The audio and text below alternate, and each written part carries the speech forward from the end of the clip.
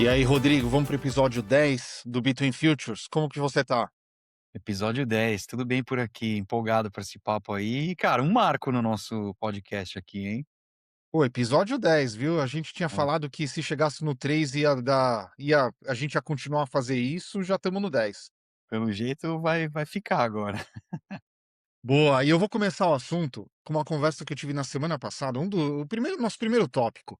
Eu tive uma conversa muito legal com a Mel, que trabalhou com a gente lá na The Bakery, e hoje ela está se dedicando para Kids House, que é como se fosse, ela classifica o Kids House como se fosse um Rock in Rio para crianças lá no Brasil. Um conceito super bacana, mas daí durante a nossa conversa, ela falou um negócio que me pegou bastante, que as crianças, antes elas brincavam na rua, daí elas começaram a brincar no condomínio, que era mais fechado, daí do condomínio elas passaram para a sala, da sala elas passaram para a tela, e agora elas não estão nem na tela mais, elas estão brincando com os seus chatbots, com seus robôs de AI.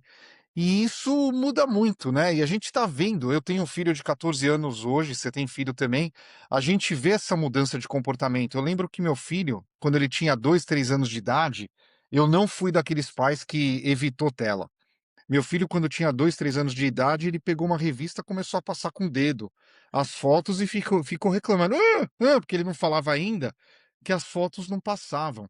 Então a gente está vendo, na nossa geração, uma mudança muito grande no que eu chamo de programação cognitiva humana. E o resultado disso é algo que a gente não entende ainda. A gente vai ter que aprender ou vai ter que direcionar como o mundo vai se comportar. Porque quer queira, quer não, a gente está mudando o cotidiano infantil e isso está mudando a programação cognitiva das crianças. E tem muita discussão séria no assunto sobre o desenvolvimento infantil, sobre a questão de introspecção, sobre até a questão de relacionamento, se isso vai destruir a infância ou vai melhorar a infância, se isso vai melhorar o cognitivo das crianças ou vai piorar. Eh, Qual que é a sua opinião a respeito? Cara, esse é um assunto interessante, né? O meu filho, ele tem 4 anos, ele não tá na idade ainda de tela, vai, a gente evita, eu sou o pai que evito tela. Eu evito telas pequenas, essa é uma coisa interessante também que eu ouvi uma vez de um especialista, para evitar a tela pequena. A televisão evita, mas também não tem grandes problemas, né. E é mais ou menos a regra que a gente aplica aqui em casa. Então, ele assiste filme, eh, YouTube não, tá. Só filmes que eu seleciono, assim, quais que pode e não. E às vezes ele joga um PlayStation comigo de vez em quando e joga direitinho, cara. A mãozinha dele é pequenininha, não é nem controle direito, mas ele joga direitinho. Cara, é interessante, né. Eu sou de uma geração que eu acho que eu comecei a brincar no condomínio aí, no que você falou. Eu nunca brinquei na rua, né, sempre cresci em São Paulo muito grande, não tinha nem condição de brincar na rua. Eh, e eu acho que a minha geração millennial, acho que você não sei se é millennial também ou não, mas enfim. Eu acho que eu sou X. É, o millennial, acho que é a última geração que conheceu o mundo pré-celular, vamos falar dessa forma até, não é nem pré-internet, pré-internet também, mas pré-celular, eh, então, eu lembro, por exemplo, no colégio, eu não tinha celular, a gente combinava com os amigos de se encontrar no clube, entendeu, e ficava lá socializando e falando, enfim, conversava das coisas. E pra mim a vida digital era videogame, que era o comecei com o 64, depois o PlayStation, desculpa, comecei com o Super Nintendo, aí depois o 64, PlayStation, e eram consoles que não eram conectados na web, né, você comprava lá o disco e jogava aquela experiência offline, né. E então você não tinha esse fluxo gigante de informação que existe hoje em dia em cima das crianças e dos adolescentes, né. Era uma coisa muito mais contida. Eu até lembro que eu assinava a revista da Nintendo, a Nintendo Power, cara, era como a gente conseguia a informação dos jogos, um código, como passar uma fase lá, uma barreira que você não conseguia passar no Nintendo 64. Eu lembro que era a Nintendo Power que dava essas respostas pra gente. E depois, quando veio a internet, tinha alguns sites, tinha o GameFAQs, essas coisas, mas enfim, a vida digital minha como criança e adolescente se estendia a isso aí que eu tô falando, entendeu? Eu não ia, para o mundo online muito, né, vamos falar assim. Aí depois veio o ICQ, MSN, mas aí eu já era mais adolescente, e era interessante que tinha um tempo pra gente se conectar lá com os amigos, entrar no ICQ, falava, depois desconectava, que ocupava a linha telefônica, né, a internet. Então tinha que desocupar a linha telefônica, e aí você voltava para o mundo offline, né. E hoje definitivamente não é assim. Eh eu lembro que quando eu tive meu primeiro contato com inteligência artificial, uma das primeiras coisas que me cruzou a cabeça como gamer, né, eu jogo videogame até hoje, eu falei assim: "Bom, cara, se a gente tem essas personas, que são 100% digitais e têm uma personalidade e geram diálogo de forma não determinística, cara, para criar NPC, que é o Non-Playable Character no videogame, né, para você interagir, pô, isso vai ser sensacional".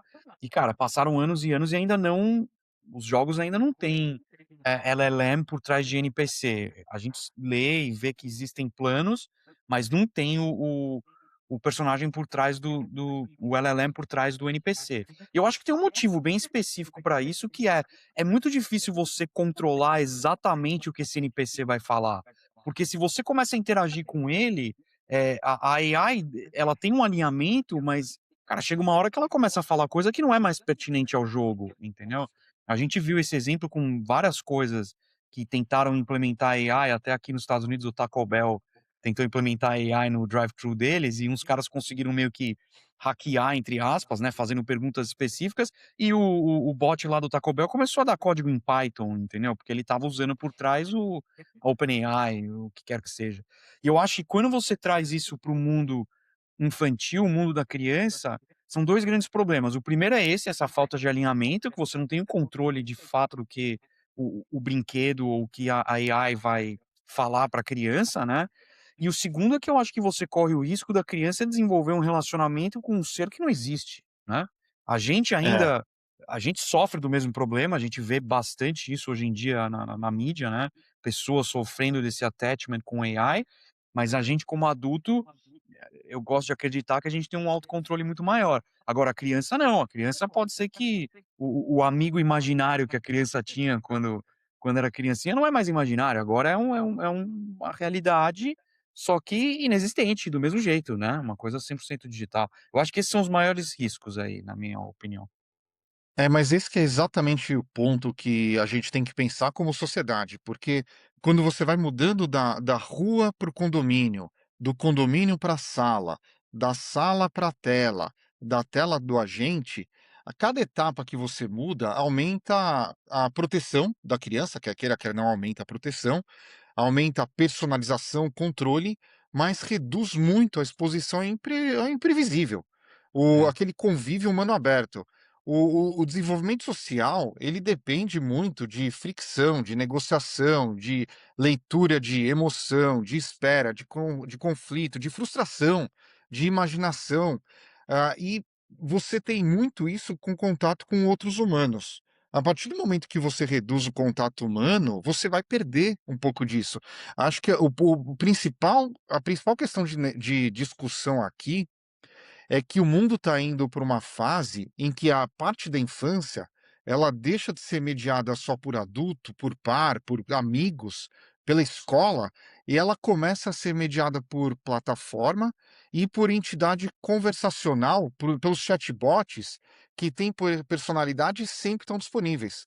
é, E isso vai ter um impacto no desenvolvimento das crianças, porque não é só mais uma tela que ela está interagindo.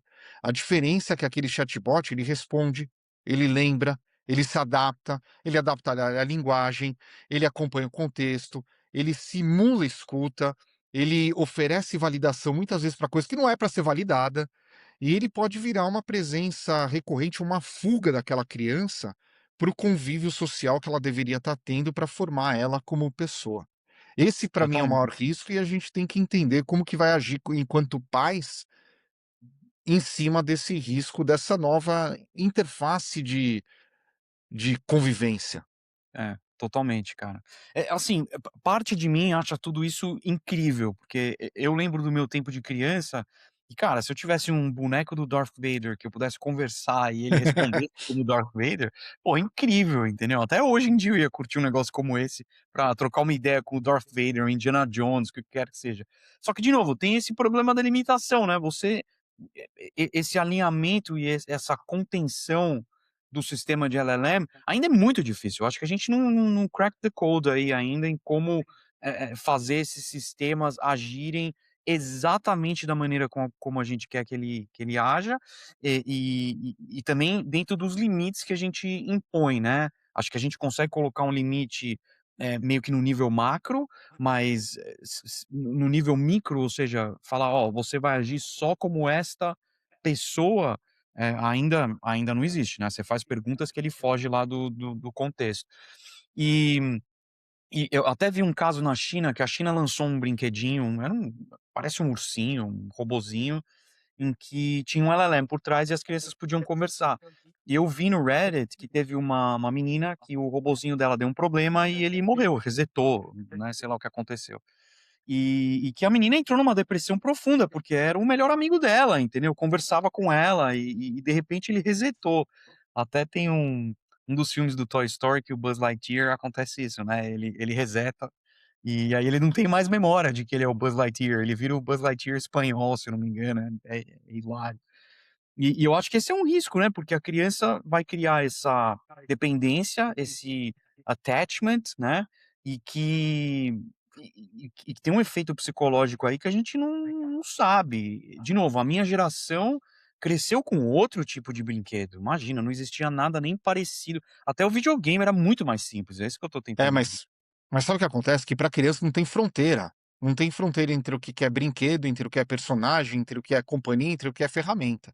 Então, É, para exato. criança é tudo igual. Tem aquele caso que acho que a gente compartilhou no episódio 5, que é de um amigo meu, de um conhecido meu, que o filho precisava fazer terapia, começou a falar com o ChatGPT, só que o ChatGPT tem janela de contexto. E quando a janela de contexto ela estourou, ou seja, o ChatGPT não chamava mais aquela criança pelo apelido, já não lembrava mais o que ela tinha falado, já não ligava os pontos, aquela criança entrou em depressão profunda.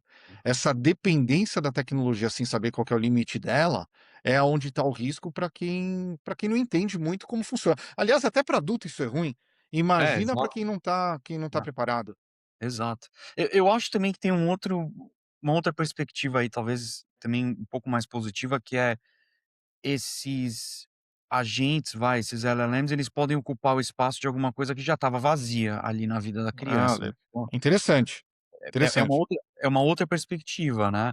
Eu vou usar um exemplo pessoal aqui até.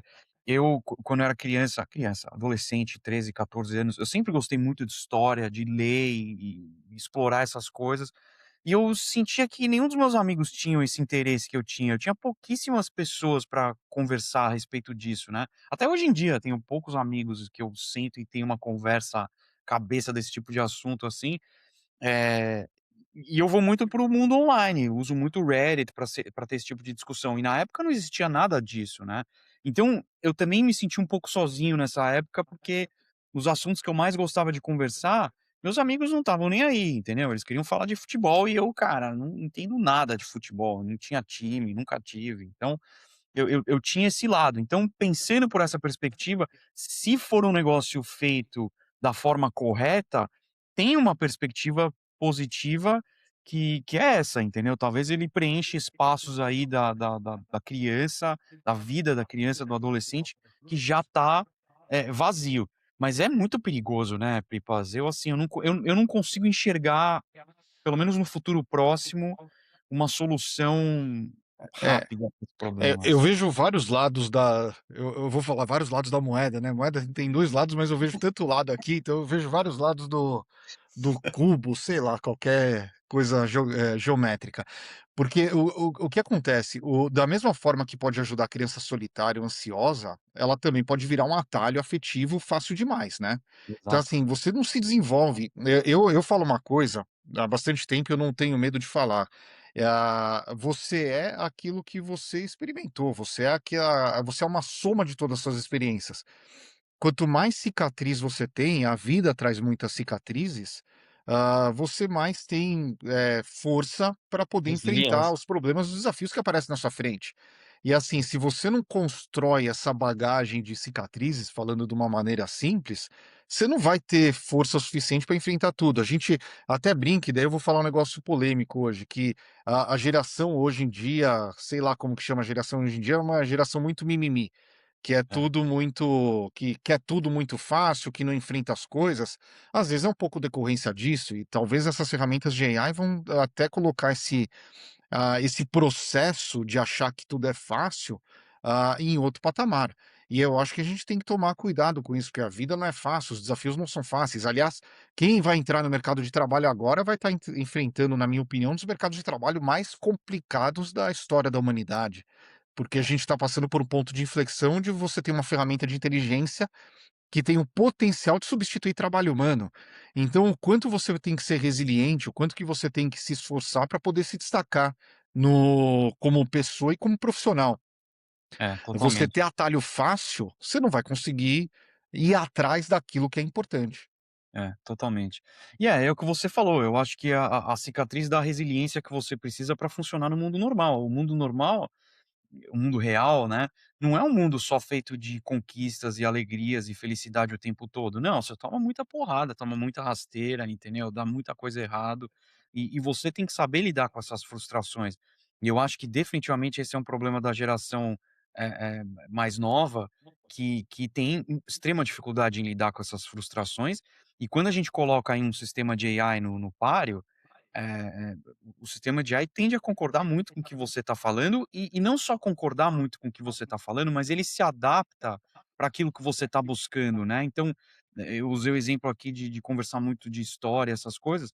Cara, o sistema poderia virar o meu melhor amigo e só conversar sobre essas coisas que eu gosto. Mas, cara, nenhum ser humano é assim, não existe um clone do Rodrigo, entendeu. As pessoas gostam de coisas diferentes, eu acho que é aí que você também adquire outras perspectivas e acesso a conhecimento diferente, a outras experiências, né. São pessoas que vêm de um background diferente do seu, trazendo isso para sua vida. Eu até li essa semana, deveria ter colocado lá no nosso repertório, mas eu li essa semana que, a geração de adolescentes atual, eles preferem ter um relacionamento com a AI, exatamente o que a gente está falando, com a AI do que com uma namorada ou namorado, do mundo real. E e o motivo era justamente pelo que eu estou falando, porque era o parceiro É perfeito. fácil. É. É, o parceiro perfeito, sempre concordando, sempre elogiando, falando aquilo que você quer escutar. E de novo, a vida não é assim, entendeu? Não existe o parceiro perfeito. Relacionamento não é fácil, a vida Não não é é fácil. fácil, e você vai ter desafio a vida inteira. Exato. E você ter um relacionamento bom é você também saber conviver com a parte ruim da outra pessoa, porque de novo, ninguém é perfeito. E quando a AI não tem parte ruim, só tem parte boa, como que isso te treina para o mundo real, né? Ou seja, você vai ter que lidar com uma pessoa que, cara, não vai ser perfeita, você não vai estar preparado para isso. E eu tô falando de coisa normal, coisa de falar com um caixa no café, entendeu? Eu lembro que os estagiários que a gente teve no Facebook, quando eu trabalhava lá, faz tempo, né, faz 8 9 anos. Cara, tinha uns que não conseguiam passar a mão no telefone, fazer uma ligação, não tinham vergonha, não conseguiam.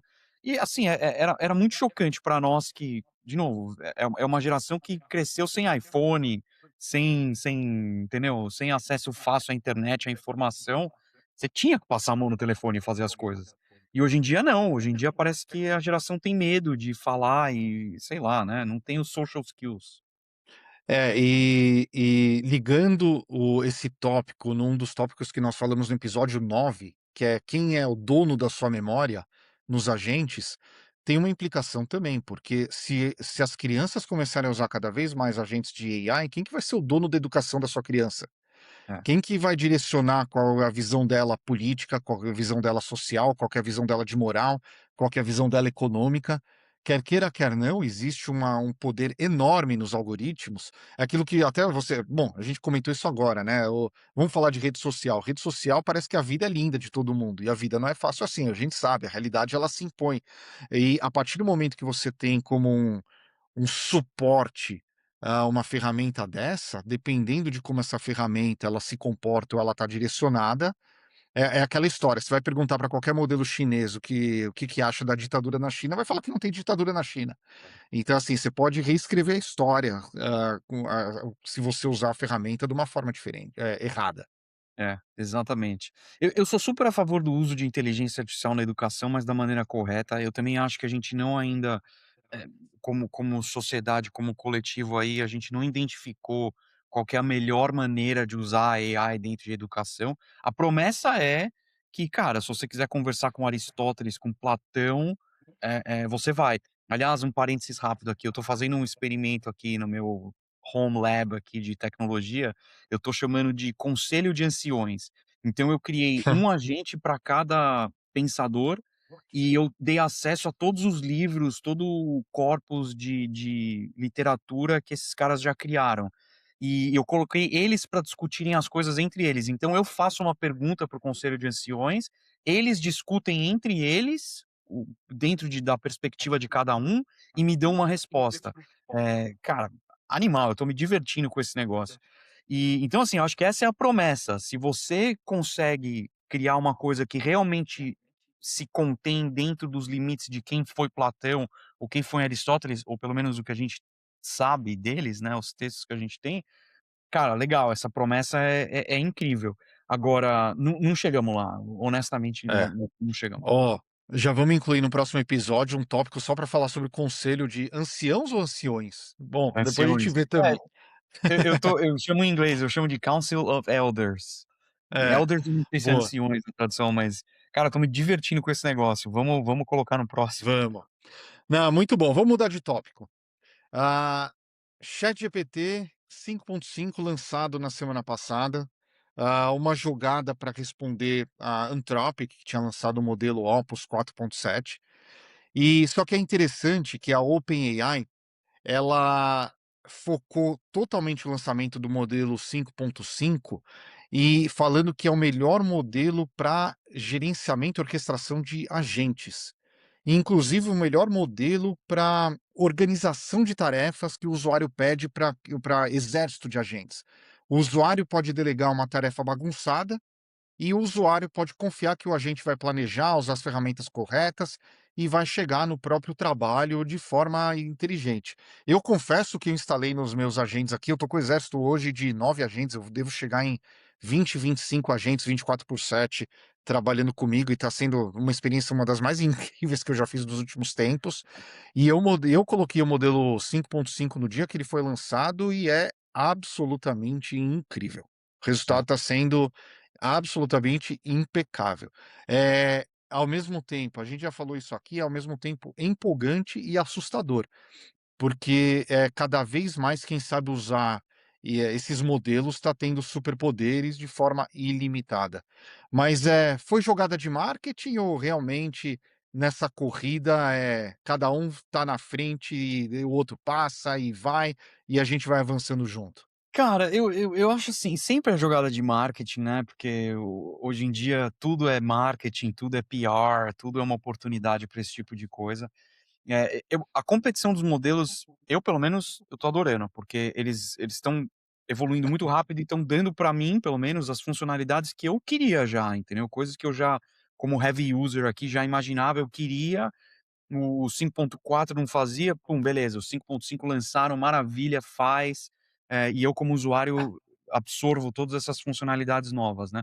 A corrida tá muito próxima, né, os modelos são muito parecidos, quando eles falam aí que, é melhor para isso, melhor para aquilo, você olha os benchmarks ali, eu tô sempre olhando esses benchmarks, especialmente quando lança um modelo open source, que os caras precisam de fato colocar ele contra os outros modelos open source lá para mostrar a efetividade do sistema, cara, são muito próximos, né, o score ali, putz, a diferença entre um e outro é mínima no benchmark para fazer o teste de qual modelo é melhor.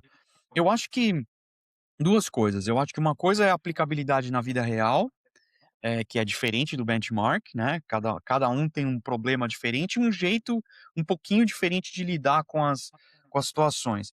E o segundo é preferência pessoal no final do dia, né. Eu uso os 2, eu assino todos, eu assino o Gemini, eu assino a OpenAI, e eu assino o Anthropic. Eu tô no tier mais alto de todos eles, porque eu uso demais. Então eu tô no tier mais alto, inclusive o que tem mais tokens lá, o Pro mesmo.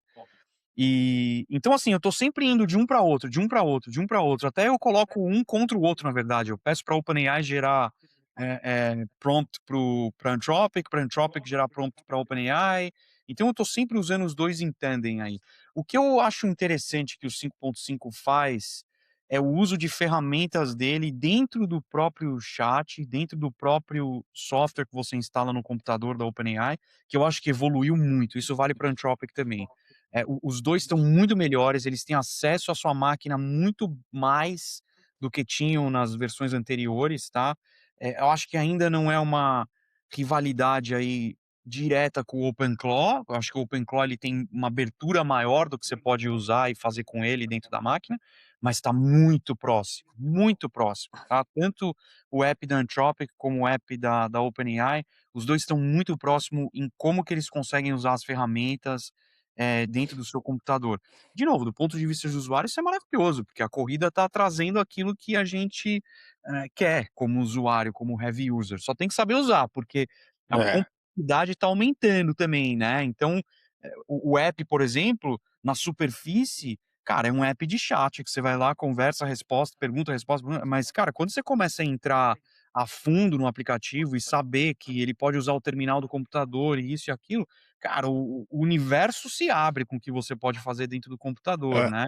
O terminal não, ele pode usar o computador. O Deixa eu contar um computador, caso real, porque tem gente que acha que nunca viu esses agentes funcionando. Eu tô ajudando um amigo meu não, coach de tênis.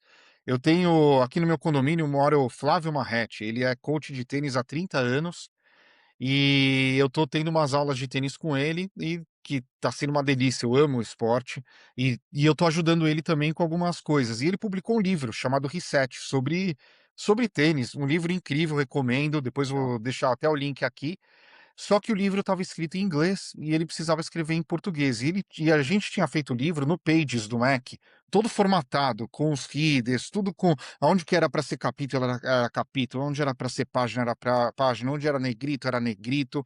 Assim, você traduzir um livro desse é um trabalho bizarro do inglês para o português, porque depois para você formatar tudo de novo, deixar as páginas perfeitas, é super complicado. Que eu fiz? Eu peguei o Codex, o aplicativo, e falei: "Olha, eu quero que você traduza o livro, só que dentro do aplicativo do Pages, sem mudar a formatação, página por página". O livro tem 357 páginas. O negócio ficou trabalhando no computador como se fosse um usuário, assim, mexendo no mouse, digitando, muito mais rápido, né, porque ele faz a digitação dele, mas é em menos de 1 hora, em menos de 2 horas, vai, vamos falar assim, o livro estava traduzido com toda a formatação mantida, revisado, mandei revisar 2, 3 vezes e estava pronto.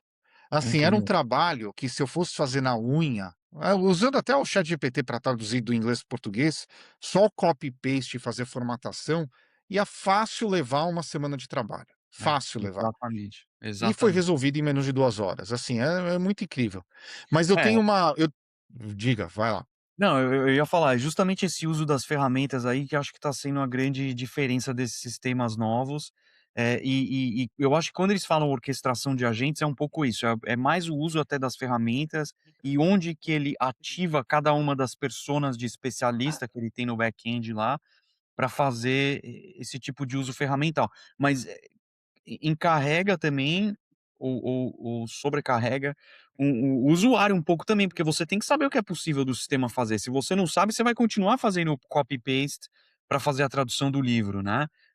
Então acho que tem um aspecto importante aí de education do usuário que eu acho que tá avançando muito rápido, tá. De novo, eu e você, a gente é heavy user, para nós o negócio sai, a funcionalidade tá lá, a gente já começa a usar, mas, cara, eu diria que a maioria dos usuários que usam esses sistemas não estão no nosso nível, assim, de profundidade, tá. E para eles, a funcionalidade aparece, e eles ainda vão olhar o sistema e eles não vão conseguir enxergar isso, eles vão ainda falar: "Pô, espera aí, mas o que que mudou entre um sistema e outro?", né, eu não tenho certeza.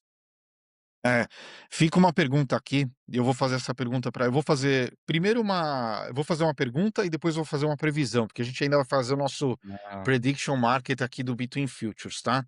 A pergunta é: quando o modelo começa a fazer o trabalho entre as ferramentas, ele ainda é um chatbot ou é o começo de um novo sistema operacional do trabalho? Olha a pergunta. E a minha previsão é que a OpenAI e a Anthropic vão lançar um sistema operacional para substituir o Windows, substituir o macOS em 2 anos, no meio de 2028. Você vai entrar no computador, que é um computador que a interface vai ser o logotipo ou do OpenAI, do ChatGPT, ou o logotipo da Anthropic, não vai ter mais nada. Essa é é, a previsão. boa essa previsão aí, que o 2 anos é pouco tempo. Eu acho que isso vai acontecer, eu não sei exatamente como, eu não sei se esses sistemas vão ser integrados dentro do Windows, dentro do macOS, dentro do Linux, e ser uma evolução, ou se vai nascer um sistema operacional absolutamente novo, tá. Se eu tivesse que apostar, eu acho que eu apostaria numa evolução dos sistemas atuais para uma coisa mais parecida com o que você está falando. Eh, o sonho é o HAL 9000, né. Se você já assistiu 2001: Hum. Odisseia no Espaço, acho que de todos os computadores e androids e inteligência artificial do cinema, talvez o HAL 9000 é o mais próximo aí do que a gente tá falando, que ele comandava a nave, qualquer comando que ele tinha lá, você fazia com comando de voz, ele respondia para você e executava, as tarefas, né.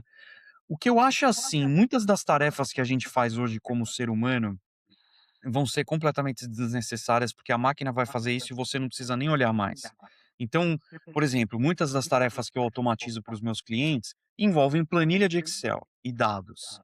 Cara, eu tô olhando essas coisas hoje em dia, eu falo assim: "Meu, é completamente desnecessário o cara ficar fazendo análise de dados hoje em dia. O sistema pode fazer tudo no back-end, quando tem algum problema, o sistema pode ir lá e falar para você: 'Opa, temos um problema aqui'". Tá? Mas o usuário hoje abrir a planilha de Excel, analisar coluna, analisar performance, analisar isso e aquilo, na minha opinião, vai ficar absolutamente irrelevante. E aí eu acho que a gente chega perto de um sistema como o que você está falando, em que você chega no escritório, você pergunta para o sistema: "Quais são as minhas tarefas de hoje?". "Ah, temos um problema aqui, com a funcionalidade tal", de assim, não consigo imaginar, mas ele vai te dizer quando tem um problema, ao invés de você ter que ir atrás, analisar, olhar o gráfico, eu acho que isso vai ser uma coisa do passado. E aí fica realmente mais próximo do que você está falando. Isso eu não acho que a gente está muito longe de tornar, essa análise de dados meio que relevante, dashboard, esse tipo de coisa. Cara, de novo, já é uma realidade em aviação de caça, né, os F-35, F-22, e eles não passam a informação de voo mais para você lá o tempo todo, porque parte do princípio que você não precisa ficar olhando aquilo, você só precisa olhar os dados do seu motor, por exemplo, se tiver algum problema. Se não tiver problema, você não precisa estar olhando aquele negócio naquela hora. Então, eu acho que a gente vai se aproximar disso, tá? É uma coisa mais, on the fly, né, em que o sistema É. tudo e você só fica sabendo quando você precisa tomar alguma ação como humano aí. Ah, mas eu vou deixar minha previsão aqui no ar, hein. Julho de 2028, a OpenAI e a Anthropic vão lançar um sistema operacional que você vai instalar no seu computador e vai usar só eles. Eu Que nem o gosto. Chrome, o Google lançou o Chrome OS lá atrás, que era baseado num navegador. Para Aham. mim, em 2 anos vai ter um sistema operacional baseado em agente, onde você É, abre e só vai ter os agentes trabalhando. e aqui vou confirmar um pouco talvez essa sua previsão, porque, cara, hoje em dia, com a capacidade que esses agentes aí dessas 2 empresas têm de escrever código, cara, eu não sei por que que eles não teriam capacidade de escrever um OS do zero, entendeu? É. 100% teriam, na minha opinião. Exato, fica a previsão, e isso já é o gancho para o nosso próximo tópico, que a gente falou aqui do ChatGPT 5.5, falou do Opus 4.7, falou dos modelos que estão avançando cada vez mais, e o tópico que eu quero falar agora, aliás, se você que está escutando trabalha em grande empresa, você vai fazer um paralelo bom agora com esse tópico que eu vou falar, tá? Abre aspas. O custo de fazer o protótipo é muito menor do que o custo da reunião de planejar o protótipo. Fecha aspas. Pois é. Vou abrir as aspas de novo. Abre aspas. O custo de fazer um protótipo é muito menor do que o custo de fazer a reunião para planejar o protótipo. Isso daqui não é uma piada da burocracia corporativa. É uma mudança econômica real que está acontecendo na nossa frente. Quando as Exa ferramentas de AI, os agentes de código, a questão do no code, vibe coding, o design por AI, a automação torna tão barato transformar uma ideia em algo que dá para testar, o custo de ficar discutindo é maior do que o custo de construir uma primeira versão. E nós seres humanos, isso eu falo já há bastante tempo, tá? E quem já ouviu palestra minha, quem já ouviu bate-papo comigo, sabe que eu já falei isso. Nós humanos, a gente se engana. A gente não tem capacidade de abstração. A gente só entende um conceito quando a gente pega na mão, quando a gente sente o cheiro, quando a gente morde. Eu costumava brincar quando a gente joga no pé e vê se dói, né? Porque hardware você joga no pé e dói, software você não consegue jogar no pé. Mas a gente só consegue entender o negócio quando a gente pega na mão. E quando já que você consegue fazer um protótipo muito rápido, muito barato, para mim isso muda tudo no papel de produto, papel de inovação, papel de estratégia, aquele monte de comitê que a empresa tem, o que as consultorias elas vendem de serviço e até a governança corporativa. E digo até mais, tá? O planejamento, não é que o planejamento ele acabou, mas acabou, porque o planejamento ele deixa de ser pré-requisito e ele passa a ser uma camada posterior de validação, direção e escala daquele protótipo que foi feito muito rápido e muito barato. é. Opiniões. Cara, eu acho que um bom paralelo aí é impressora 3D, né, que no mundo de manufacturing aí, de fábrica, trouxe essa facilidade de você falar: "Tá bom, eu quero visualizar agora a peça que a gente tá pensando aqui em fazer". Você vai lá, cara, com custo de 50 centavos de dólar, ele vai lá, imprime a peça, você pega, vê como é, vê o tamanho, tá pensando em fazer um celular novo, quer saber como que ele fica na sua mão, esse tipo de coisa, ergonomia, vai lá, imprime e faz. Eu acho que é uma boa analogia. Mas no caso de software, eu acho que vai além, né, porque o software, eu mesmo aqui é interessante esse assunto, porque ontem mesmo eu estava fazendo um dashboard aqui para o meu home lab com os meus computadores, e aí o Anthropic, o Claude, ele me dava opções, ele falava assim: "Ah, você quer a opção A, B ou C? Qual que você prefere?" Eu falava: "Tá, faz as 3, eu quero ver as 3." É exatamente isso, porque o custo era eu esperar 2 minutos a mais ali, ele gerar o código, entendeu, mas ia responder todas as minhas perguntas, ao invés de eu ter que ficar imaginando como que ia ficar o dashboard baseado no que ele me descreveu ali em texto, entendeu. E eu respondia, eu falava: "Não, faz as 3 páginas, e aí você aí me mostra e eu seleciono qual que eu gostei mais, os features que eu gostei mais em uma e em outra." E acho que é exatamente o que você está falando, é interessante, eu estava fazendo ontem isso, ontem à noite, e sem saber, e foi uma das primeiras vezes até que eu tive essa atitude de falar assim: "Tá, ao invés de eu selecionar A, B e C, eu estava na dúvida, faz os 3 logo", entendeu. E de novo, muito rápido. E quando você está numa empresa em que é até piada, né, mas os caras às vezes têm reunião para marcar reunião. É, É reunião para planejar a reunião. E exatamente, reunião. depois reunião para planejar a apresentação da reunião e o formato da reunião e o processo da reunião para colocar post-it na parede. Não, e isso que no antes, pré-AI, a gente já brincava quando eu trabalhava no mundo corporativo, que tinha reunião que deveria ter sido um e-mail, né. Cara, agora a gente tá num outro patamar já, que é o que você falou, entendeu. Não precisa nem discutir mais. Faz, mostra pra pessoa responsável, entendeu, e deixa o cara decidir se aquilo é válido ou não. Deixa o usuário decidir se aquilo é válido, ou não. Aliás, fica a dica pra quem tá trabalhando com essas coisas, só faz, faz. Roda localmente na sua máquina, não expõe isso para a internet, entendeu, para não ter nenhum perigo de lançar uma coisa aí que não é legal. Faz, roda localmente, mostra para quem quer que seja que você tenha que mostrar, entendeu, e deixa aquela pessoa dar opinião. Eu acho que é exatamente isso que a gente está falando. Mas é exatamente esse o ponto, porque olha o custo, imagina quantas reuniões você participou que tinham 5, 10 pessoas na sala, Rodrigo? Eu Nossa. já participei de reunião com 10 pessoas na sala que nem as pessoas que estavam na sala se conheciam, Né. 10, 15, 20 pessoas. Então, assim, imagina uma reunião de 1 hora com 5 pessoas, quanto que ela custa? E ficar discutindo um monte de coisa que não existe. Não é muito melhor, em vez de ficar imaginando o que poderia existir, o time reagir a uma coisa mais concreta? Alguém vai lá, faz um protótipo de interface, protótipo de automação, uma landing page, um protótipo de um produto físico e discute em cima daquele negócio que todo mundo consegue ver, às vezes com uma impressora 3D que todo mundo consegue pegar. O É, feedback ele é anos-luz melhor do que se não fizer um negócio desse. Porque é aquilo que eu falei antes, o ser humano se engana que tem capacidade de abstração, mas não é bom em abstração, gosta de ver o é. negócio mais tangível. É, fica muito mais fácil quando você vê o negócio tangível na sua frente, né, muito mais, assim, a decisão fica mais fácil, mais coerente, porque é uma coisa, né, de novo, de mais fácil visualização, como você colocou, não tem como ir muito além disso. E assim, revoluciona todas as indústrias, todas, assim, desde aviação, automotiva. A automotiva tem, né, as casas de design. Eu fiz faculdade de design de produto também, e sou apaixonado por design automotivo, design em geral, tá, design de produto, eu sempre gostei muito, e sempre gostei muito do processo de criação desses produtos, né. Mas, na época que eu fiz faculdade, não existia impressora 3D, ou pelo menos estava bem nos primórdios da impressora 3D, tá. E eu lembro que também realidade virtual estava bem nos primórdios, a indústria automotiva, para visualizar o carro em tamanho real, eles usavam, bastante realidade virtual.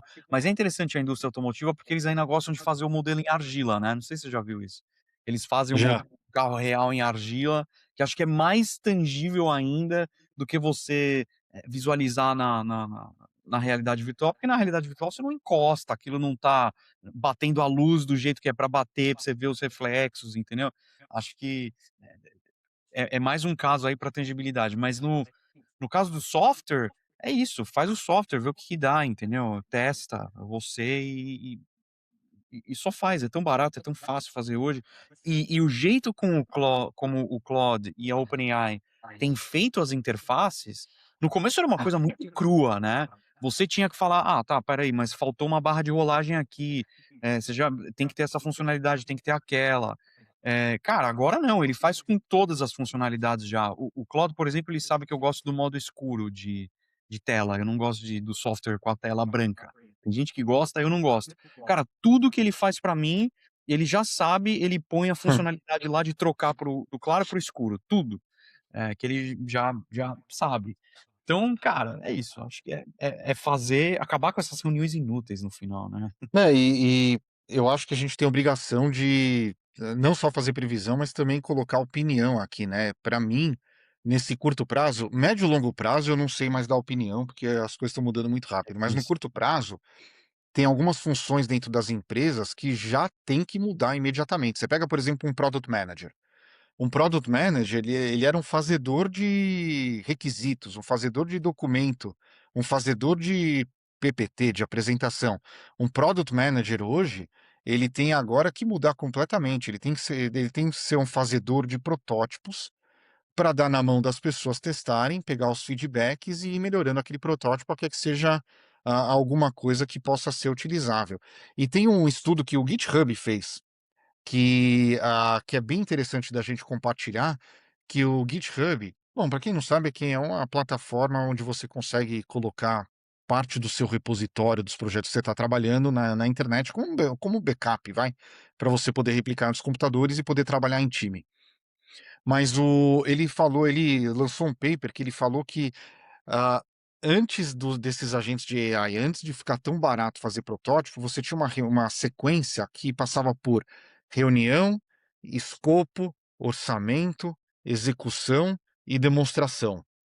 Cara, Agora, todos esses passos não precisam mais. Você não. pode levantar uma hipótese, você faz um protótipo, você faz uma conversa sobre aquele protótipo e você toma uma decisão e retoma aquele ciclo. O ciclo ficou muito mais rápido. Eu até, acho que você sabe, Rodrigo, eu escrevi um livro no final do ano passado chamado Oda, que fala do ciclo Oda, né?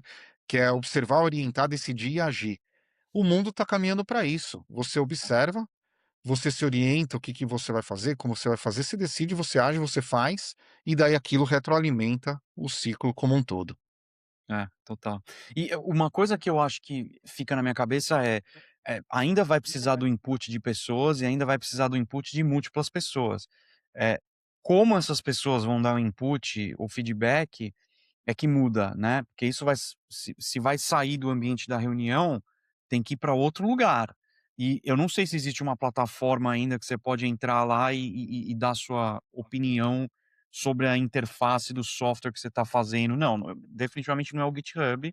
Tem uma ou outra coisa parecida, mas não exatamente como que está na minha cabeça agora, mas tem que nascer alguma coisa diferente aí, algum processo diferente que inclua a prototipagem como uma parte inicial do processo. Hoje em dia, a prototipagem é uma parte final desse processo, né. Eu acho que tem que inverter aí, o protótipo tem que vir antes, e depois vem feedback, faz uma reiteração, que é exatamente o Oda que você tá falando aí, né, cara.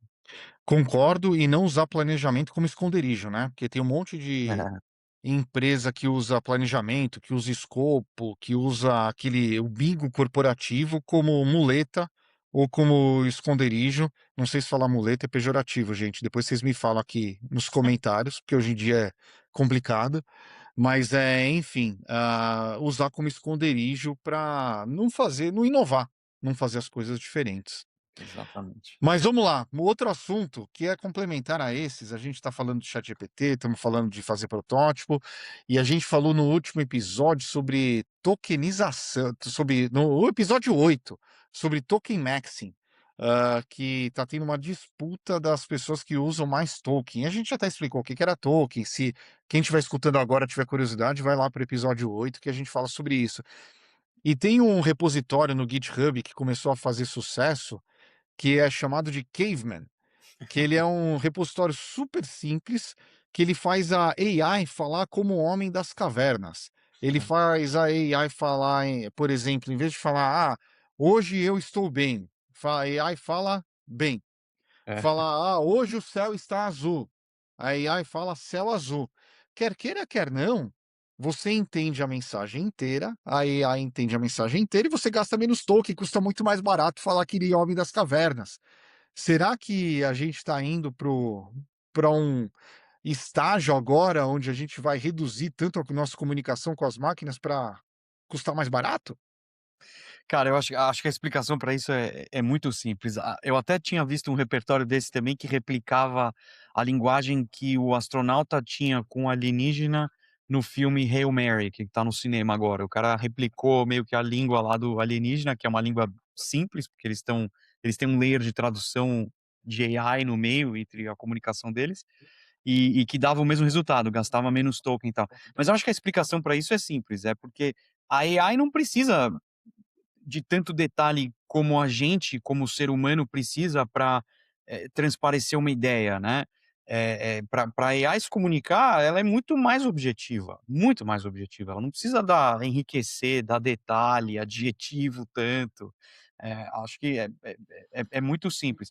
E se você tem, a gente já falou isso também em outros episódios, se você tem uma comunicação entre os sistemas de AI, é é é natural que elas migrem para uma linguagem própria, que é mais parecida com a linguagem do caveman, do homem das cavernas, que é mais simples, mais objetiva, do que com a linguagem como que a gente tem como humano.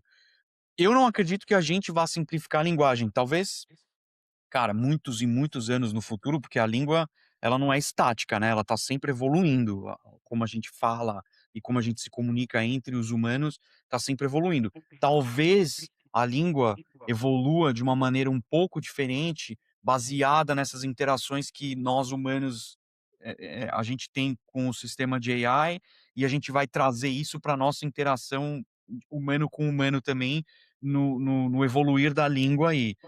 Mas eu não acho que a gente vai começar a falar como caveman com a AI. Eu acho que é um estudo interessante, mas mais para mostrar como a comunicação de um sistema de AI para outro sistema de AI pode ser tão eficiente, com uma linguagem muito mais simples, do que aquela que a gente usa para se comunicar entre nós e com a própria inteligência artificial. Acho que esse é o ponto. Eu discordo de você, eu acho que vai ter influência na linguagem humana. Eu acho que Você acha? já está tendo influência, eu acho que vai ter influência, eu acho que a linguagem, o idioma, a linguagem, ela é um organismo vivo, a gente já mudou muito. Você pega, por exemplo, em português, vossa senhoria, vois mercê, Exato. hoje é você, as pessoas escrevem só com VC. Então, Uhum. assim, a linguagem vai mudando ao longo do tempo. Eu lembro que em 2016 eu estava no South by Southwest, aquele festival de inovação que eu vou todo ano, e eu sentei para tomar cerveja com o Ivan Spiegel, que é o fundador do Snapchat. E eu falei pra ele: "Snapchat não é pra minha geração, não sei, eu não uso, nunca usei". E eu falei: "Ó, me explica isso daqui, porque eu não entendo esse negócio que você criou aí, esse Snapchat". E ele me falou um negócio que é muito legal, que eu vou repetir aqui, que ele falou o seguinte: "Olha, a comunicação humana está mudando muito ao longo do tempo. É, você tem a Há 100 anos atrás, você antes bom, vamos dizer lá atrás, a comunicação humana começou a ser organizada com a prensa do Gutenberg, quando você começou a escrever os livros. Antes era complicado, antes você tinha as tábuas lá do Nabucodonosor, sei lá, você tinha os hieroglifos nas paredes, você tinha as pinturas, mas quando teve a prensa, você começou a organizar a comunicação humana em livros que puderam alcançar mais pessoas e puderam distribuir a cultura humana ao redor do mundo. Em algum momento, você começou a escrever cartas, que as cartas elas eram extensas, elas eram formais, porque uma carta levava 2 meses para chegar no seu destino, às vezes 4 meses, às vezes 6 meses. Então você tinha que colocar praticamente escrever um livro numa carta para mandar por um outro lugar. Depois começou a ter vamos dizer, o e-mail. Não vou passar pelo telégrafo, porque acho que ele pula uma etapa aí, mas depois teve o e-mail, que já não tinha aquela estrutura daquela carta formal. O e-mail, em vez de você ter 3 folhas, o e-mail você escrevia, sei lá, uma página de e-mail para falar com uma pessoa. Daí começaram as redes sociais. As redes sociais diminuíram mais ainda a comunicação. Em vez de ser um e-mail que era uma página escrita, um post no Facebook na época, você escrevia um parágrafo, 2 parágrafos. Depois veio o Twitter, que o Twitter colocou o limite no começo de 140 caracteres, então diminuiu ainda mais a comunicação humana. Diminuiu ou aumentou a eficiência da comunicação humana para aqueles 140 caracteres. E ele falou lá em 2016 para mim que agora veio o Snapchat, que não é só os 140 caracteres, ele é volátil, ele dura só 24 horas, então a comunicação ela uhum. tem que ser mais rápida. Eu achei fascinante a explicação dele, ouvi direto do cara, né, que criou, achei bacana, mas quer queira, quer não, você pega, por exemplo, essa galerinha, você pega o meu filho falando no Isso que eu ia no falar. WhatsApp, É, é código que ele escreve. é isso que eu ia Ele falar. escreve ele vai falar: "Cadê você?" É KDVC. É. Então, assim, eu não escrevo assim, eu escrevo cadê e ainda coloco acento circunflexo no E. Então, assim, é muito diferente e a interação com os chatbots, para mim, vai ter impacto na forma de comunicação dos seres humanos. É, você tem razão nesse sentido, especialmente quando eu paro pra pensar nessas gerações mais novas, cara. Inclusive o uso de emoji, por exemplo, cara, emoji pra mim, pra você, no máximo eu uso um smiley face, um Ah, não, eu uso um tracinhozinho. monte, só que eu sou como que eu sou lá, que o filho fala? Cringe. Eu uso um monte de É, então. emoji, adoro usar emoji. É, esse é o negócio, pra eles o emoji tem um significado muito É, maior, né, cara, toda aquela história do Red Pill, que também, enfim, é um rabbit hole gigante esse negócio, mas cara, aquele negócio do Red Pill, eu não fazia ideia do que era. E quando teve a série do Netflix que trata um pouco disso, que mostra um pouco dos emojis, e aí até o policial pega e fala assim: "Ah, mas o que que essa mensagem quer dizer?" E tinha só lá o Red Pill. Cara, o jovem sabia exatamente o que que era aquilo, entendeu? E tinha um significado muito maior. Eu não fazia a menor ideia. E então é isso, se você pega um chat de uma galera mais nova, mas bem mais nova, acho que a gente talvez, eh, cara, eu não sei se eu consigo entender, honestamente, não sei. Então você tem razão, vai afetar sim, especialmente que, cara, AI a gente acha que todo mundo usa, mas é tipo 5% da população que tá usando inteligência artificial, entendeu? Ainda eu tem acho que é 2. Eu acho que é então, 2%. 2 Eu vi um eu estudo. lembro de ter visto 2, eu falei 5 pra ter uma margem maior de segurança, porque faz tempo que eu vi esse dado. É. Mas mesmo assim é pouquíssima gente, entendeu. Então ainda tem, cara, muita coisa pra crescer aí para as pessoas ainda se comunicarem com esses sistemas. E se todo mundo usar do mesmo jeito que hoje em dia todo mundo se comunica digitalmente, você tem razão, acho que com certeza isso vai trazer uma alteração pra linguagem e rápido, né, até. Outro assunto. Esse é com você, Rodrigo. Esse daí você que vai ter que introduzir pra gente, que você trouxe pra cá, eu comecei a pesquisar, daí eu fiquei assustado. Pois é, Dos cientistas que estão aparecendo mortos ou desaparecidos nos laboratórios sensíveis dos Estados Unidos e em outros países. O pois que é, é cara. isso? É teoria da conspiração? É um padrão real? É coincidência? E aí, Cara, conta um pouco mais dessa história. é uma mistura de tudo, meu, mas é uma coisa que tá acontecendo há meses aqui nos Estados Unidos e pra quem acompanha a teoria da conspiração como eu, já tá acontecendo faz uns meses, né. e que agora chegou meio que no mainstream, tanto que tem uma investigação aberta do FBI, o próprio presidente Trump aqui teve que fazer um pronunciamento, porque tiveram uma sessão no Congresso para falar sobre o desaparecimento desses caras. E o interessante é assim, não são só caras, tem bastante mulher também no meio do caminho, tá. O interessante é que são acho que 12 ou 13 cientistas que desapareceram nos últimos 24 meses, tá.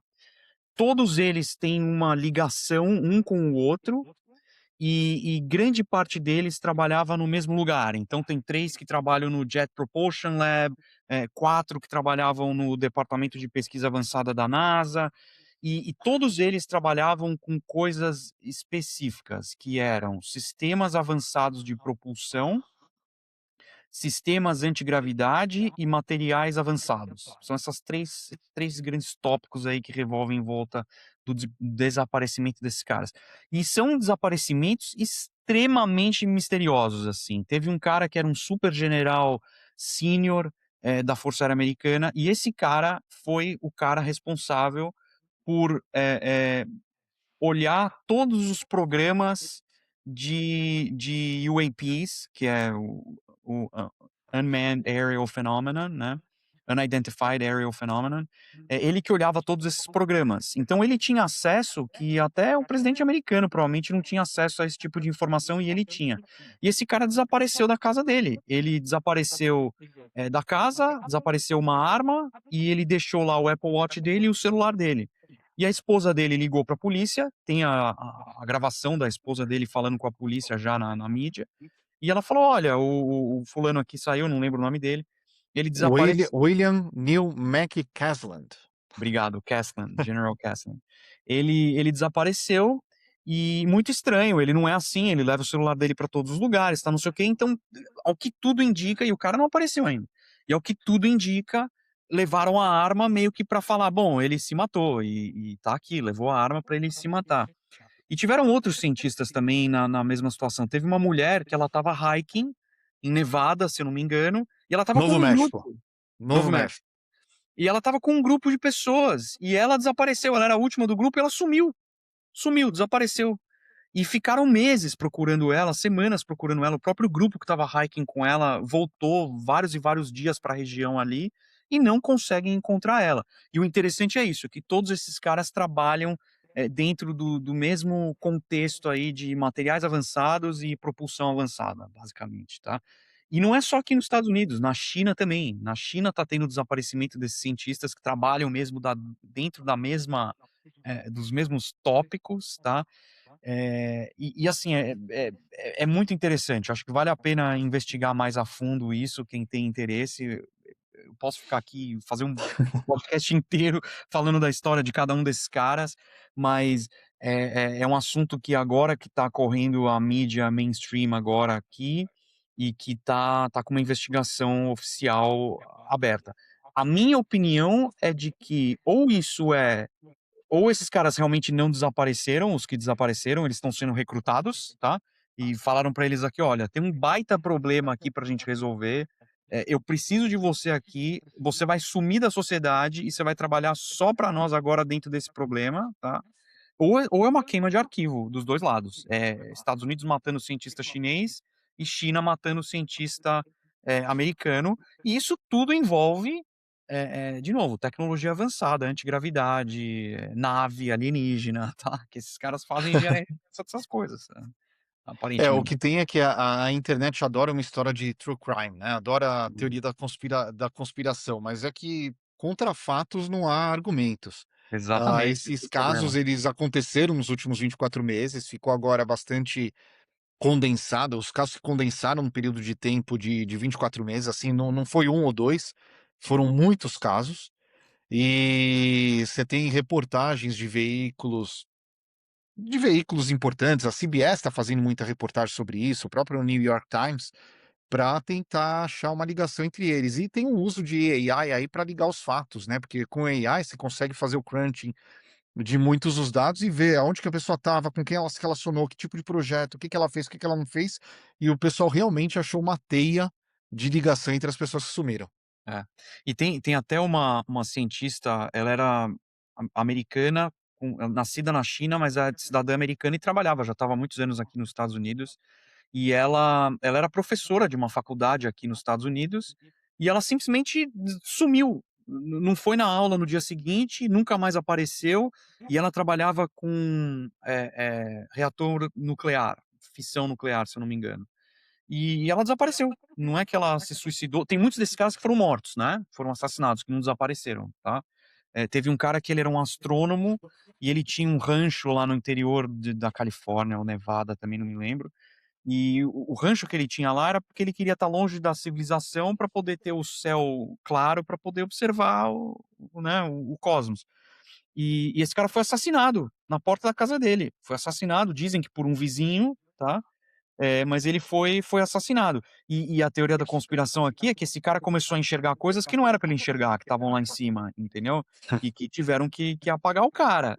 E aí, de novo, a internet, né, cria histórias, mas tem sido muito difícil, tem sido mais difícil você falar que a teoria da conspiração é só uma teoria, entendeu? Do que virar e falar assim: "Tá, esse cara foi realmente assassinado pelo vizinho. O outro também, se matou porque estava depressivo". E o que é interessante é que muitos desses caras que estão agora lidando com isso e lidando em trazer essa informação a público, muitos deles têm publicado o seguinte, inclusive no Twitter e tal: "Olha, eu estou bem, não estou pensando em me matar, minha família tá ótima, não sei o que pá fique como aviso, porque se acontecer alguma coisa, tá aqui meu aviso de que não eu não tô não considero morrer, não tô doente, nada disso", entendeu?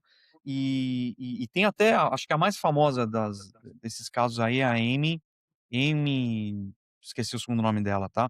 Era uma menina jovem, devia ter menos de 35, menos de 40 anos, com certeza. Ela trabalhava também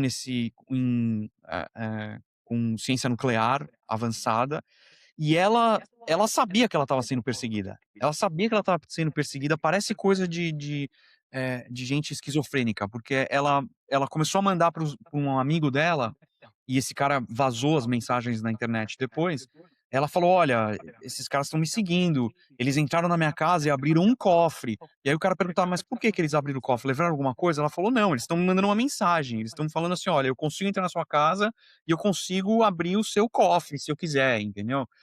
E no final ela morreu, ela se "suicidou", entre aspas, né, que também ninguém compra muito. E ela deu um podcast, antes de morrer, de horas, acho que tem 3 horas a entrevista que ela dá, em que ela fala umas coisas absolutamente malucas. Ela fala que o governo americano está em contato com, seres humanos do futuro, de 50.000 anos no futuro, e que ela sabia de tudo isso, que ela foi exposta a todas essas informações, e que aí vem a parte sombria da história, ela fala que a gente vai sofrer uma calamidade muito grande num futuro próximo, e que os seres humanos do futuro estavam tentando avisar, a nossa civilização atual para se preparar e para talvez tentar evitar essa calamidade. Quando você escuta ela falar, de novo, parece uma pessoa esquizofrênica, mas não é, ela era um dos cientistas mais brilhantes que tinham nos Estados Unidos, entendeu? E falando coisas ali que quem acompanha esse tipo de assunto, escuta isso no lore, na mitologia aí do fenômeno há muitos e muitos anos já, entendeu? Eh Interessante. Eu não acho que a gente vai ver um fechamento pra essa história, não acho. Não Vamos acho. acompanhar mais esse assunto e eu queria trazer o último assunto do nosso episódio 10 aqui, é uma coisa que eu fiquei de boca aberta. Esse final de semana eu saí com os amigos, com o João e com a Fernanda, e eles falaram: "Pripas, Renata, vou mostrar para vocês uma artista nova que eu conheci, queria que vocês falassem o que vocês acham". Eles colocaram uma música de uma artista chamada Inga Rose. Cara, a música ela é incrível, incrível. Ela tem uma voz, assim, suave, meio suave e rouca ao mesmo tempo, a produção bacana, foi muito gostoso, muito legal. E daí ele foi falar: "Ela não existe", e eles falaram: "Ela não existe". A Inga Rose, ela é uma artista completamente criada por AI, a música criada por AI, toda a concepção artística criada por AI, o nome, imagem, catálogo, a narrativa, a presença social. E assim, foi feita com uma plataforma de AI chamada Suno, a música chegou ao topo do iTunes aqui nos Estados Unidos e em vários outros países, E é a coisa mais incrível do mundo, que levanta muitas questões, né, que É, é, putz, música de bom gosto, mas é música de verdade ou é é, fraude? O quanto que a AI realmente ela dá poder para as pessoas serem criativas? O que que muda na indústria musical quando passa a competir com um artista sintético e que pode lançar num volume muito maior do que um artista humano de carne e osso, e que pode viralizar nessas plataformas muito mais rápido por causa da escala mesmo. Como que funciona autoria, transparência, copyright, distribuição, os charts da Billboard, dos iTunes, os fãs. Qual que é o futuro do trabalho criativo, agora que a gente tem essas ferramentas à nossa disposição? é.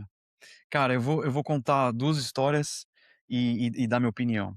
A primeira é a seguinte: eu fui para o Japão no ano passado e voltei querendo mais Japão, tá. E na época eu descobri um gênero musical chamado City Pop. O City Pop é uma mistura de gêneros musicais aí que tem no Japão, predominantemente na década de 60 e 80, tá. Então eles pegavam o jazz americano, o funk americano, o soul americano e traziam isso para o mundo japonês, tá, para o mundo, oriental. E os japoneses, como eles são muito bons em tudo que eles fazem, cara, eles pegavam o jazz e melhoravam o jazz, pegavam o funk e melhoravam o funk. Então as músicas são espetaculares, tá. E aí o Spotify me recomendou uma banda chamada eh, City Pop Light, um negócio assim, era um nome que tinha City Pop no nome, tá. E eu comecei a ouvir as músicas e falei: "Pô, legal essa banda, eu não conheço", eu conheci os outros artistas que eu fui apresentado aí, que são artistas reais, tá. E aí eu fui ouvindo essa outra banda que chama City Pop alguma coisa, esqueci, mas, e não tinha foto lá no Spotify, tinha só um desenho de anime, mas o som era gostoso. Aí eu ouvi uma, 2, 3, 4, 5, 6, 7, 8, 10 músicas. Na 10ª música eu falei assim: "Não, não é possível, cara, não tem artista que tenha 10 músicas boas", tá. Geralmente você escuta um artista tirando vai, sei lá, tô exagerando, Pink Floyd, Led Zeppelin, esses caras têm muito mais do que 10 músicas boas. Mas na sua grande maioria não, né. Então você pega o cara, você fala: "Puta, gostei de 3 músicas aqui do repertório dele, mas 10 músicas razoáveis? Pô, difícil". E aí eu fui investigar mais, eu descobri que a banda era AI também. O jeito com o qual eu descobri foi o seguinte: eu fui numa comunidade na internet, no Reddit, de City Pop, e eu vi que tinha muita gente perguntando a respeito dessa banda. E que os caras que já eram veteranos do assunto lá e que gostavam muito desse tipo de música, falavam assim: "Cara, eu não aguento mais ouvir esse tipo de pergunta". E o que é matador é o seguinte: pra quem sabe falar japonês, o que ela tá falando na música é meio sem pé sem cabeça. Ela não fala uma coisa que tem muito nexo ali do ponto de vista poético, tá. Musicalmente fica bom, mas do ponto de vista poético não. E aí eu falei assim, bom, eu falei: "Pô, espera aí, agora eu tô me sentindo um otário aqui, que eu fui pego nessa história, meu. Eu achava que era uma banda de verdade, eu não sabia que era AI". E aí eu fui fazer de fato uma imersão nesse gênero musical e comparar o artista real com o AI. E o que que eu descobri, ou o que que pelo menos eu achei, tá. A música de AI, ela tem a profundidade de um pires. Ela pode ser gostosa de ouvir, pode ser uma boa, ela tem a profundidade de um pires. A música feita pelos artistas, e aqui tem uma, por exemplo, que chama Junko Ohai. A Junko Ohai, ela tem umas músicas que misturam funk americano com japonês que, assim, Pripas, é que nem aquela cena do Ratatouille que o cara vai experimentar a comida e, Aham. cara, vem aquele Fica tudo negócio. colorido, é. É exatamente essa sensação que eu tive quando eu escutei as músicas da Junko Ohai pela primeira vez. É assim, cara, é um nível de poesia musical ímpar, não tem comparação. E aí quando eu comecei a comparar as músicas da Junko Ohai com as músicas dessa banda de AI, aí eu falei: "Opa, espera aí, pode ser uma música legal, mas não é uma música que tem profundidade, tá, não é uma música que tem alma, ali colocada naquela poesia, né, não é". E a segunda história é um amigo meu que ele é produtor musical no Brasil, e ele se escutar nosso podcast com certeza vai saber que eu tô falando dele, em que, cara, ele me ligou há meses atrás, super chateado: "Puta, Rodrigo, tô mal, tô em depressão, não sei o quê". Eu falei: "Porra, o que aconteceu, cara?". Ele falou: "Meu business mudou completamente do dia pra noite". Aí eu falei: "Pô, por quê?" Ele falou: "Cara, porque, porra, eu gravava jingle, gravava propaganda pra rádio, fazia narração, fazia dublagem, tudo isso foi substituído pela AI. Tudo isso foi substituído pela AI". Eu falei: "Puta, cara, é verdade". E assim, não é uma coisa que eu lido muito com AI, né, música. Vídeo até que um pouco, imagem um pouco, mas mais de curioso, mas, nunca do ponto de vista de produção, de trabalho, né. E música muito menos. E ele me trouxe essa perspectiva que foi, assim, assustadora. Ele falou: "Cara, mas você não tá entendendo, o estúdio aqui já diminuiu de tamanho, já mandamos gente embora, e eu tô vendo o meu trabalho mudar na minha frente, eu não sei mais o que eu faço". E ele falou, eu tive essa conversa muito franca com esse meu amigo. E aí a minha opinião, tá, eu acho que as coisas vão mudar e já estão mudando, tá. Eu acho que o que vai mudar na música é a música que 90% das pessoas querem ouvir. Tá, 90%. As pessoas querem 90% das pessoas não tem um gosto musical profundo. Você quer ouvir aquela música que fica de background, você põe no rádio, quer ouvir uma música legal eletrônica para ir pra academia, você não quer aquela profundidade. Agora, tem um percentual de gente, tá, que quer ouvir uma música que tem uma profundidade com a alma, que tem uma ligação com a alma, tem essa profundidade poética que só um artista humano vai conseguir trazer, ao meu ver, só. E aí eu tenho uma série de motivos pelo qual eu acho isso, mas eu resumiria, na seguinte teoria: eu acho que a gente como humano, a gente tem uma eu vou fundo aqui, tá, mas eu acho que a gente como humano tem uma percepção da realidade. Eu acho que um artista, um verdadeiro artista, quando ele cria uma obra-prima, seja uma obra de arte, uma música, um filme, uma obra literária, esse cara ele tá abrindo um véu da realidade e ele tá trazendo alguma coisa do outro lado, na minha opinião. Ele tá tocando alguma coisa que é mística, alguma coisa que é sagrada, e ele traduz aquela experiência dele na arte, tá. Então um quadro do Jackson Pollock, por exemplo, cara, você olha, você fala assim: "Ah, qualquer um conseguiria fazer". Não. Ele traz uma harmonia naquilo que ele faz, com aquele monte de rabisco, que assim, só ele sabe fazer, porque na minha opinião, ele tem esse toque aí com o divino, vamos falar dessa forma. E o mesmo com a música, na minha opinião, tá. Eu acho que a AI pode criar uma música que é comparável com a do El Chan, do Michel Teló, desses artistas mais, populares aqui dos Estados Unidos, mas, cara, não vai conseguir criar uma música com a profundidade que tem o Mozart, que tem o Pink Floyd, que tem o Led Zeppelin, ou que tem até esses grandes artistas de jazz, de funk, de soul, que de novo, são músicas que não têm a profundidade do Pires, tá. Então, enfim, falei eu queria colocar essas Eu é a minha opinião. Não, a gente vai ter que ter um tópico só sobre isso no próximo episódio, se Tá. qualquer pessoa pode ser um artista ou não, porque a AI habilita isso ou não. E a gente vai ter que discutir isso em profundidade. Mas eu queria, hoje, para mim, vamos focar mais numa coisa que eu achei incrível, que essa música da Inga Rose, ela fala sobre que ela é baseada em histórias reais. E se você vai no perfil dela no iTunes, ela responde tudo em primeira pessoa, Uhum. baseando as respostas dela em experiências passadas, influências, ou seja, a gente está cada vez mais sendo influenciado por seres sintéticos que a gente vai ter que aprender a conviver. Eu não vou nem entrar no lado artístico, porque isso a gente vai precisar de mais tempo, a gente já está chegando no Com final do nosso certeza. episódio. Mas a questão é que o quanto que a gente vai ter personagens sintéticos, que isso liga com o primeiro tópico que nós falamos lá da Kids House, né, sobre as crianças se relacionarem com personagens sintéticos também, influenciando aquilo que a gente gosta, aquilo que a gente consome, aquilo que a gente faz, aquilo que a gente deixa de fazer.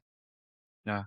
E aqui também é interessante a gente ver que música de AI já existe faz, eu diria mais de um ano já que tá bem, distribuído aí no Spotify, no Deezer, nessas plataformas.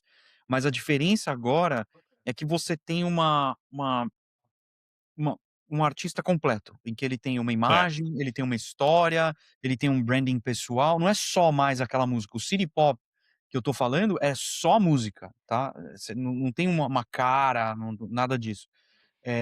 E agora não, agora a gente está vendo a criação do marketing em volta, da persona, então tem toda uma mitologia que você vai criar em volta desse artista digital.